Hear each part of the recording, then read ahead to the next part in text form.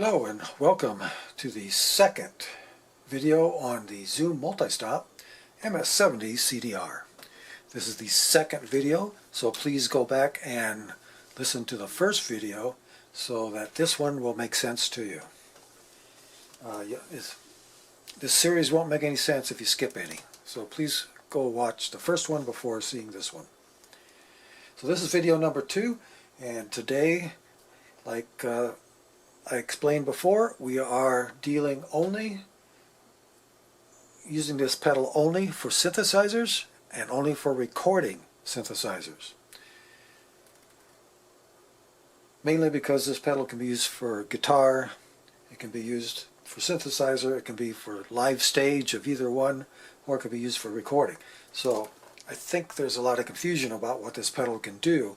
So we are focusing on synthesizers and recording only in this entire series. And today we're going to be talking about delay. Delay is the staple of all effects. Short delays can be used to fatten up a tone. Long delays can be used to make it sound like there's extra instruments. Long delays with feedback will give you much more complex reverbs. So delays and reverbs work together, but they don't have to. I'm going to give you a quick audio example of a delay and reverb I've got set up and that we're going to work on today. I'm working with two synthesizers here. The first one is going to be an analog monophonic. Here it is, dry.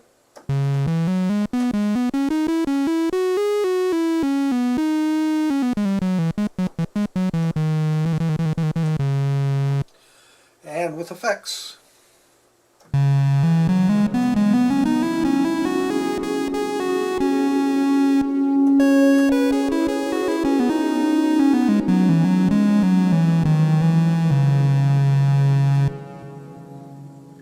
And in sequence.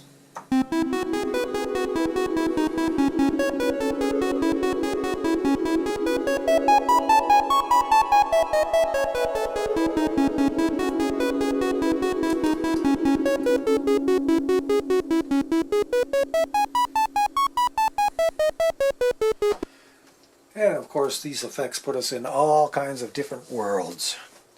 The next synthesizer is something I've already recorded a 4-track on it, and I just wanted you to hear it dry as I bring the effects in. I have 4 tracks with drums, bass, lead, and piano, and I want to show you what works great for this special setting I have for this mono synth. It doesn't work at all for this.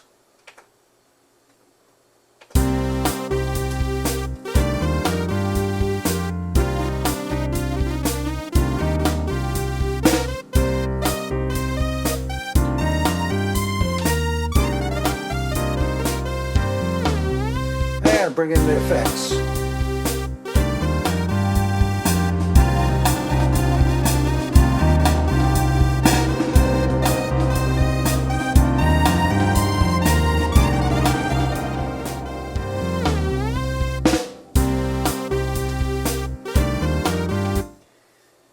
That gives you an example of what a complex multi-track song just trying to layer effects over the top as compared to getting a nice sound out of a mono synth with the same effect.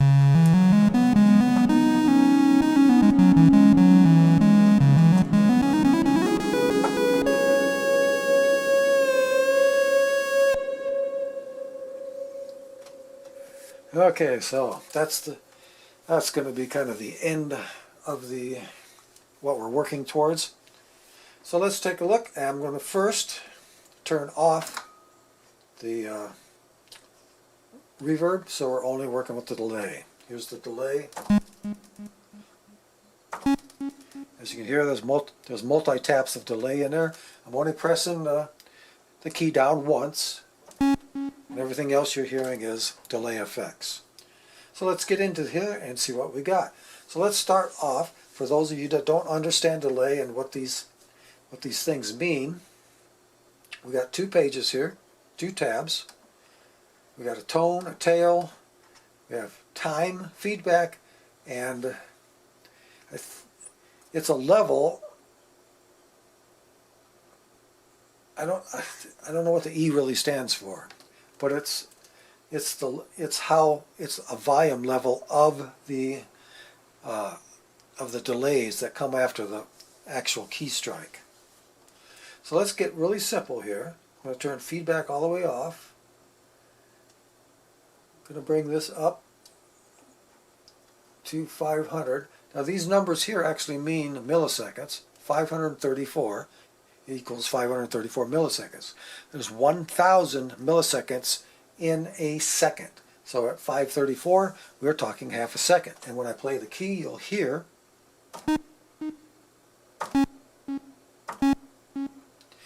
that single delay coming off at 0.5. And if you go up to 1,000,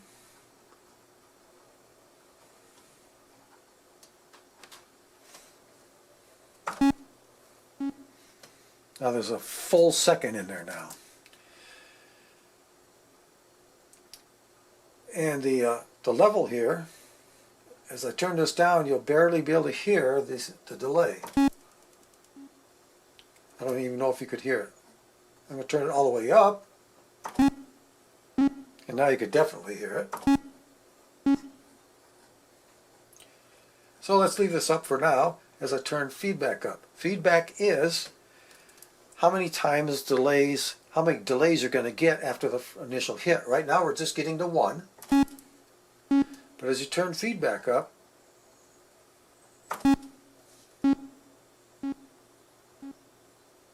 you see you get multiple hits, and each hit fades off into the distance.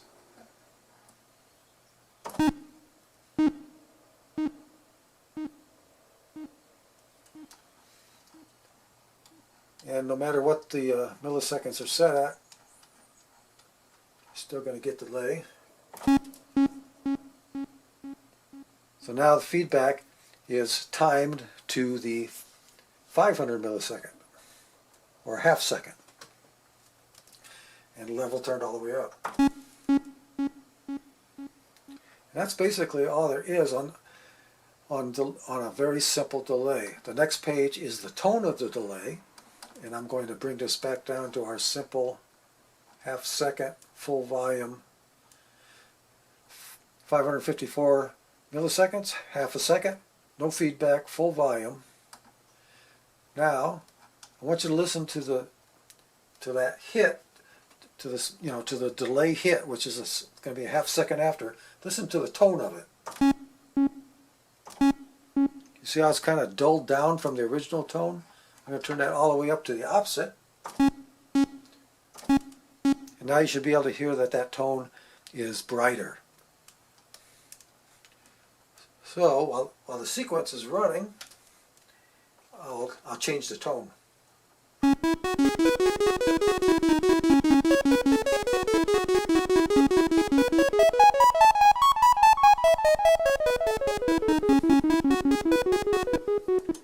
And you should be able to hear how dark it gets.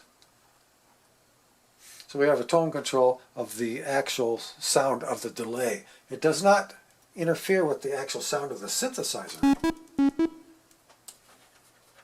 That first hit on the synthesizer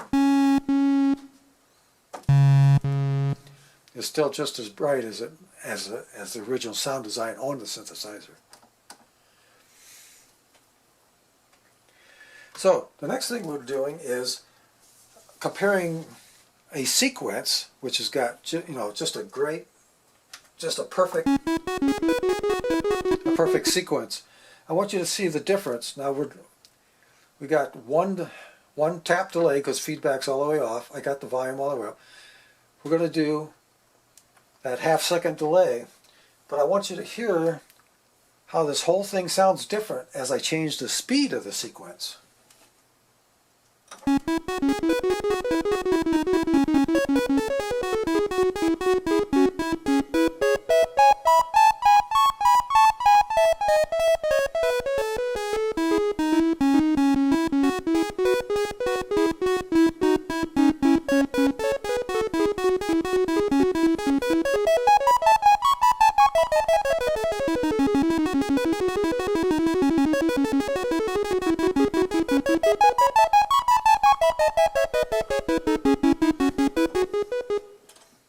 there's a whole interaction going on between the speed of the sequence and the setting of the time.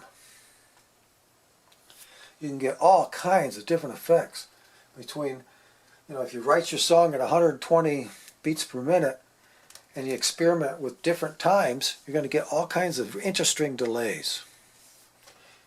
So let's hear that delay with the reverb turned on.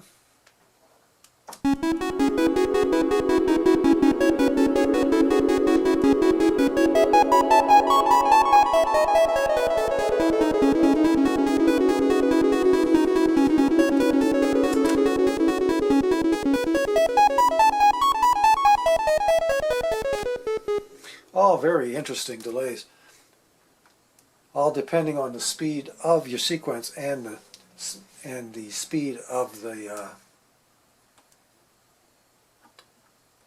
speed of your time in milliseconds. Now that's how you would set up a sequence. Now, if I wanted to set this up for a slow legato play,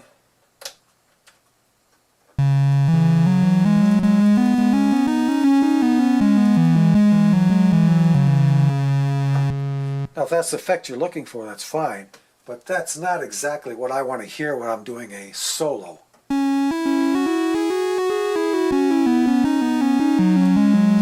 To me, that's not interesting, it's more irritating. So to design the effect for a slow legato solo like that, it's going to be completely different than what we just did for that sequence. So I'm going to bring this way down to a very short, around 200 milliseconds, very short, and bring the feedback fairly high so we're getting, so you see, with this very short delay we got feedback coming right behind it very quick. I'm going to turn the level down because I don't want that to be that loud as I'm playing legato. And on the next page, the tone and tail, that's fine. And we're going to turn the reverb on. Now the delay is going to work with the reverb much smoother for this legato play.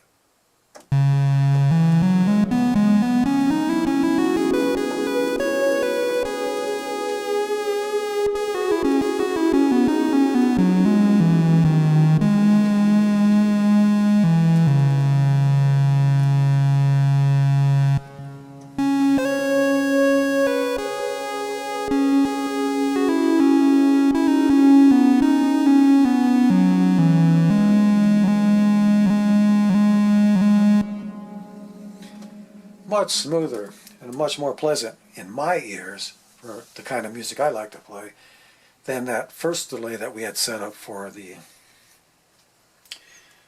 for a sequence. And that's what sound design is on effects. And this too, as I explained in the first video, are signals coming in here and going this direction. So as we go all the way to the left, number 1 is our first effect in the effects chain. Number 2 comes after the first effect, and so we've got a delay first going through a hall. Now I can always switch those, and unfortunately I can't do a real fast A-B, but I'll show you the difference. Here's how it sounds with the delay before the reverb.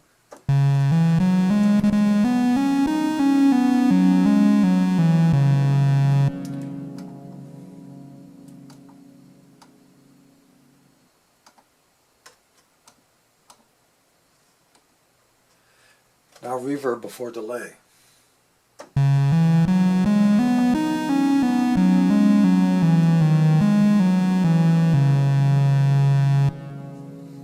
To me, that the hall sounded much smaller with that.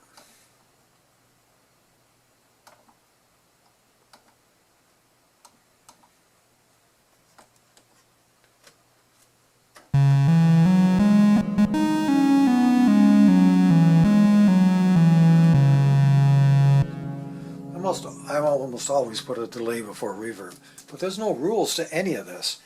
experiment around, see what you get. And that's what we're going to get when you get inside and edit too.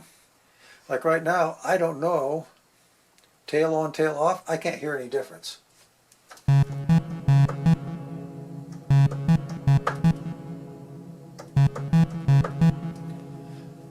And the manual doesn't talk about it either. Now, tail is usually the very end or the very last artifacts at the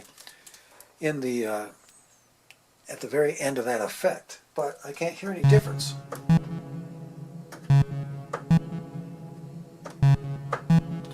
If there's any difference, it's very subtle and I can't hear it.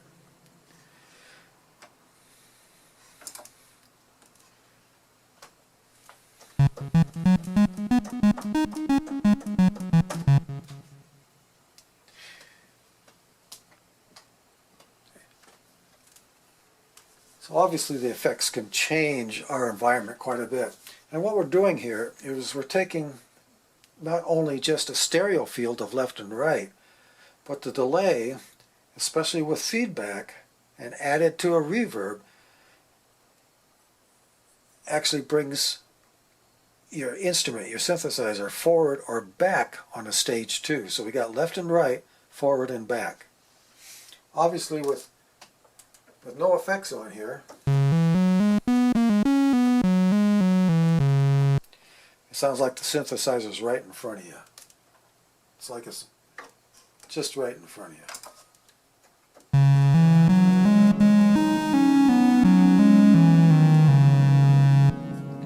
And there we've moved it back.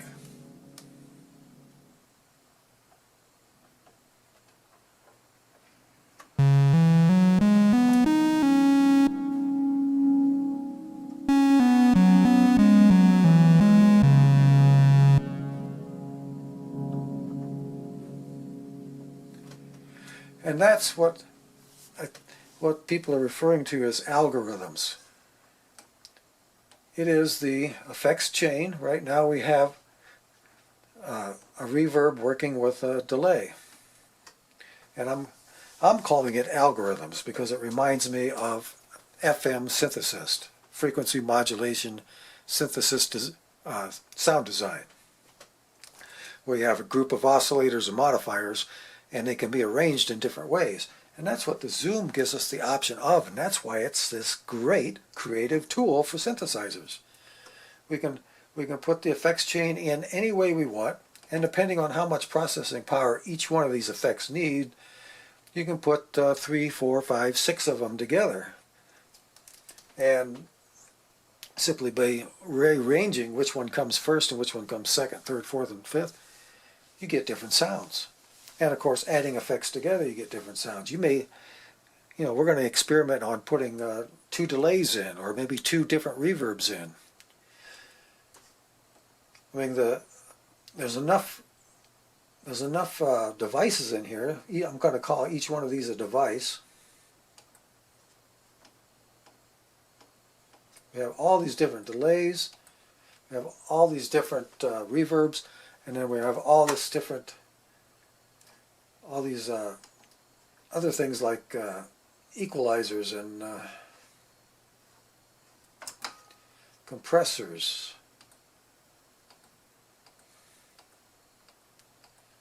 limiters, noise gates.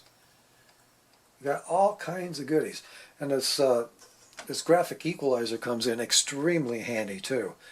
I was setting up an effects for a choir, and everything was too bright. I was getting way too much sibilance and everything.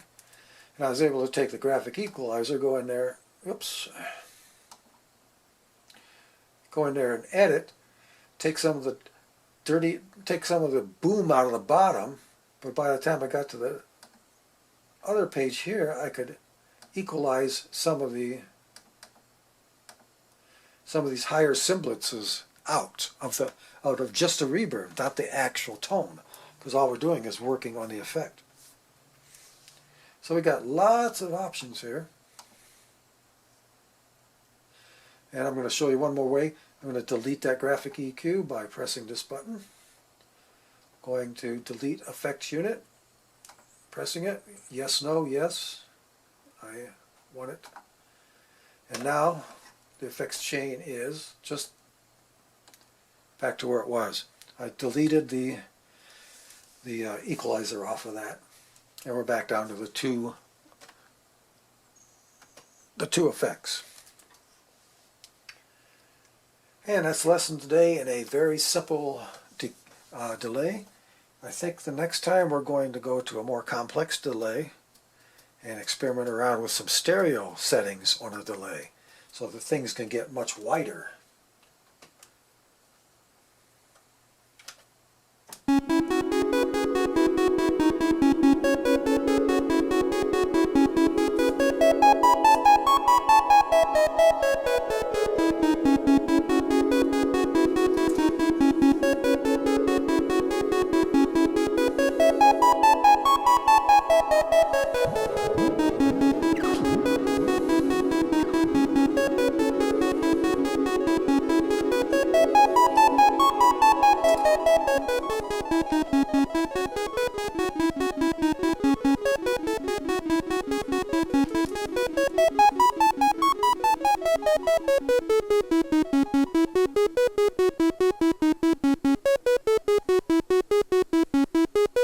And back to the dry signal. Thanks for listening. I'll catch you next time.